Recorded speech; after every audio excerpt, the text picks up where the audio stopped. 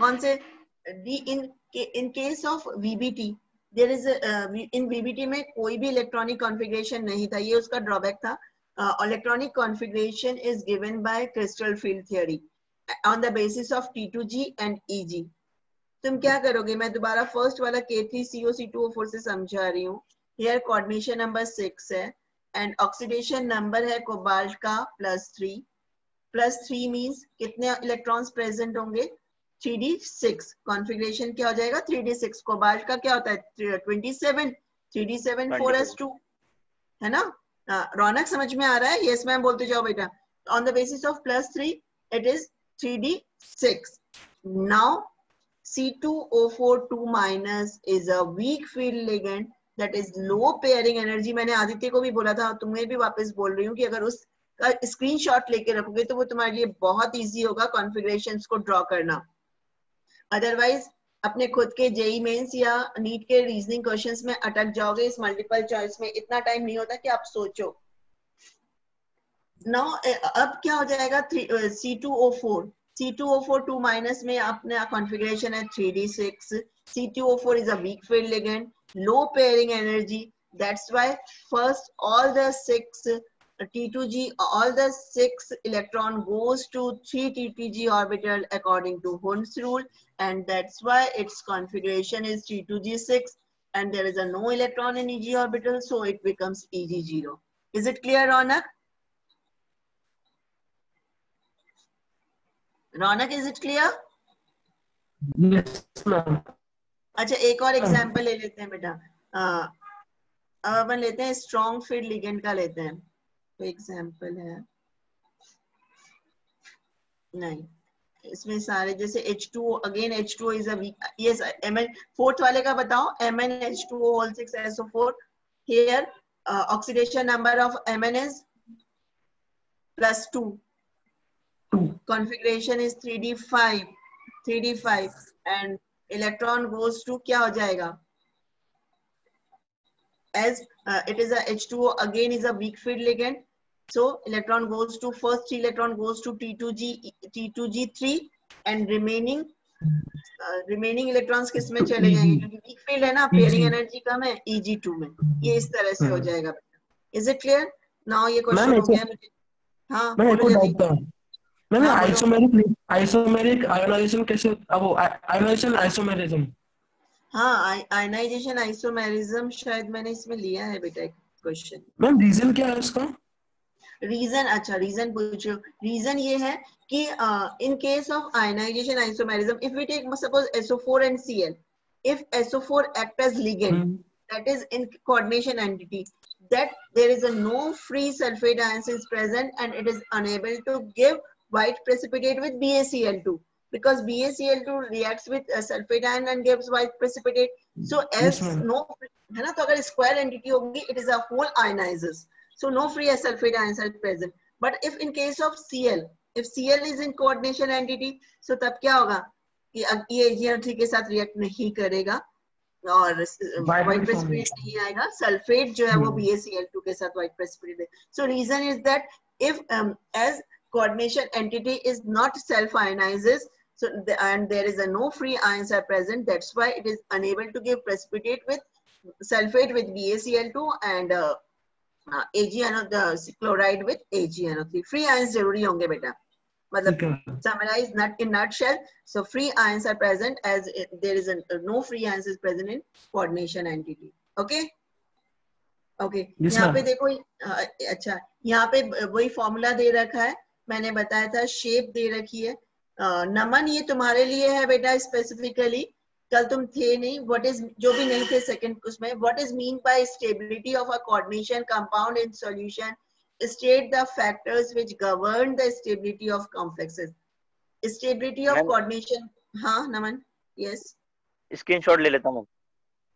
ये अभी बहुत बड़ा है बेटा. स्क्रीनशॉट नहीं. Compound, that coordination compound is said to be stable which does not easily dissociate. ये देखो बेटा, ये वाला देखो, यहाँ पे देखो स्टेप वाइज आयनाइजेशन कांस्टेंट है.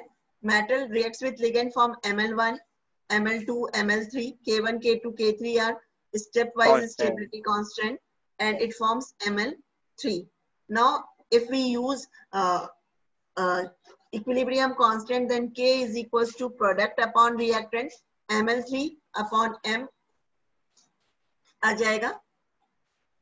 And यहाँ पे तुम्हें ये लिखना पड़ेगा, which easily does not dissociate is known as stability of the coordination compound. यहाँ पे बहुत clearly, मेरे notes में भी इतने clearly नहीं थे, यहाँ पे बहुत clearly लिखा हुआ है. Factors, first factor is in qualitative aspects. If smaller the size of the central metal atom, higher its charge and more stable is the compound. This is the first factor. Although मैंने factors सारे लिखे, पर इस तरह से bifurcate करके नहीं लिखा हुआ है. Smaller the size of central metal atom and higher is its charge. जितना छोटा central atom होगा, according to Fazan's rule, उतना उसकी charge density होगी. And more stable is the compound. It means FeCN6 3 minus is more stable than FeCN6 4 minus. First one is K3 FeCN6 potassium ferricyanide and second one is potassium ferrocyanide. So अगर मान लो question आता है which one is more stable, potassium ferricyanide or potassium ferrocyanide, find out its oxidation number and उसके बाद इसकी stability आ जाएगी. Now stronger, second point is stronger the Lewis base, character of the ligand, more stable is the compound. We know the Lewis base. Lewis base का मतलब है electron donation, lone pair donor. So CuNH3 is the stronger Lewis base than H2O. So more stable हो जाएगा. कल मैंने बताया था chelating ligand और इसका मैं तुम नोट्स देखना, नोट्स में मैंने दे रखे हैं. More number of chelating ligands अगर हैं तो compound is more stable because it forms a bond. दो साइड से bond form कर लेगा with bond. That's why अगर polydentate है 3, 4, 5, 6 bonds form करेगा. That's why in case of chelating ligands or increasing the stability. Now quantitative aspects में जितने ज्यादा ligands होंगे, जितना ये वाला value of K, that is stability constant अगर ज्यादा होगा, then it will be show strong coordination compound or stable coordination compound. So आपको क्या लिखना पड़ेगा? Equilibrium constant or stability constant. If stability constant is high or instability constant is low, then coordination compound is stable. ये Bn जो है instability constant है. आपके in text last question एक numerical है, कल भी मैंने discuss किया था, उसको कर लोगे. ये again state of hybridization वाला question है. ये सारे आपके yes, describe the state of hybridization, the shape and the magnetic behavior of the following complexes. इस चैप्टर में से बेसिकली 2-3 टाइप के क्वेश्चंस आते हैं, पर ये बिल्कुल एग्जैक्टली मैथमेटिक्स जैसा है. अगर आप सही कर रहे हो तो ठीक है, अदरवाइज रॉन्ग.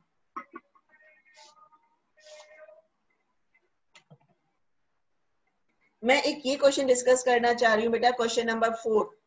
ये थोड़ा टिपिकल क्वेश्चन है. Listen everyone. A coordination compound CrCl3.4H2O. This is a coordination compound, but it is written in the form of simple ionic compound.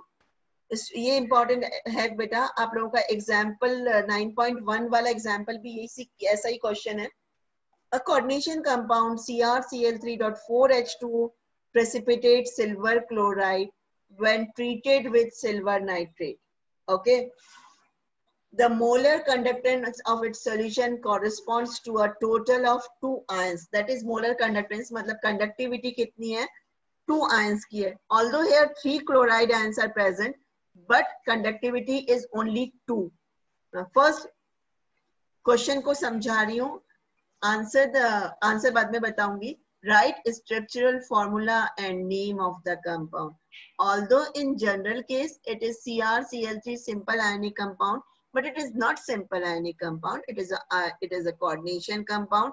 और नमन ने, आदित्य ने जैसे पूछा था, आदित्य ने, रौनक ने, कि मैम कितने precipitate होंगे, तो here only 2 moles AgNO3 reacts with chloride ion and gives 2 moles of AgCl precipitate. इसका मतलब है 2 moles chloride ions जो है वो square bracket के बाहर है. नमन, is it clear? Aditya, as yes, it gives 2 दे रहे हैं, इसका मतलब है out of 3, 2 act as simple counter ion and 1 chloride is act as coordination entity or ligand. So what is the formula? Formula हो जाएगा आपका CrH2O whole 4 Cl2 Cl2 Cl. नहीं Cl total 2 ions. Write a structural formula as one Cl is present as a free ion if it form P. मतलब PPT. अगर यहाँ पे PPT 1 PPT अगर single 1 मोल PPT है तो देन Cl बाहर 1 मोल 1 Cl outside रहेगा, और अगर अगर तीनों होंगे तो तीनों बाहर आ जाएंगे, 1 है तो 1 on the basis of this, on the basis of number of moles of PPT. Okay, so formula is यहाँ पे अब इसका कोऑर्डिनेशन नंबर कितना हो गया 6 CrH, और नेम क्या हो जाएगा tetra amine डाइक्लोरिडो chromium 3 chloride. That's it.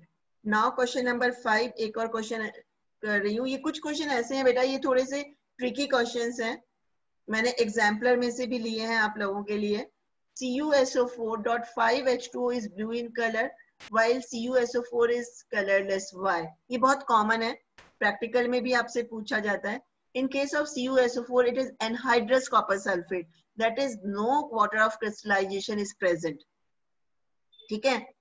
And in case of ये 11th अगर याद है आप लोगों के रिडॉक्स वाला जो चैप्टर था हाइड्रोजन जिसमें कोऑर्डिनेशन मॉलिक्यूल था, उसमें ये था CuSO4.5H2O is actually written in CuH2O whole 4 SO4.H2O. So 4 water molecules are present as ligand, and with cause of crystal field splitting DD transition होगा and it show color. S block में था ma'am. S block में था क्या? 11th में था ये किसी चैप्टर में? S ब्लॉक एंड हाइड्रोजन उस चैप्टर में था. हाँ हाइड्रोजन में था ये कि ये इस तरह से फॉर्मूला हो जाएगा. यस, हाइड्रोलाइसिस वाले. हाँ हाइड्रोलाइसिस कॉम्प्लेक्स स्ट्रक्चर. तो and in case of CuSO4 there is a no water molecule. अगर मान लो आपको उस समय पे DD ट्रांजिशन, तो आपको वर्ड यूज करना ही पड़ेगा. कॉम्प्लेक्स में से आ रहा है तो आपको देना पड़ेगा there is a no water molecule, so no DD transition takes place. While in CuSO4.5H2O there is a water molecule act as ligand as well as water of crystallization, so it is a colored compound. Yes. एक और last ऐसा ही question है बेटा, XY जैसा question है ये. CuSO4 Cl.5NH3, ये भी एग्जाम्पलर क्वेश्चन है. CuSO4 Cl.5NH3 exist in 2 isomeric forms A and B. रौनक ये आपके लिए है. With AgNO3 to give white PPT, but does not react with BaCl2. B gives white PPT with BaCl2 but does not react with AgNO3. Raunak, now here is the, देखो question देखो बेटा. First one कह रहा है कि AgNO3 के साथ white PPT दे रहा है, और सेकेंड वन जो है वो BaCl2 के साथ दे रहा है. राइट द रिएक्शन और ionization. This is ionization isomerism. In first case, free chloride ion present, that is, it is counter ion, and it reacts with AgNO3, gives white precipitate. In second case, it reacts with BaCl2 as free SO4 ions are present and gives white precipitate. तो दोनों isomers आ जाएंगे आप लोगों के. Questions बहुत easy हैं, बहुत detail में मैंने एक्सप्लेन कर दिया है. And this is I think last था आप लोगों के इसका. मैं अभी इसको शेयर कर देती हूँ थोड़ी देर बाद. चैप्टर पूरा कर लीजिए. इफ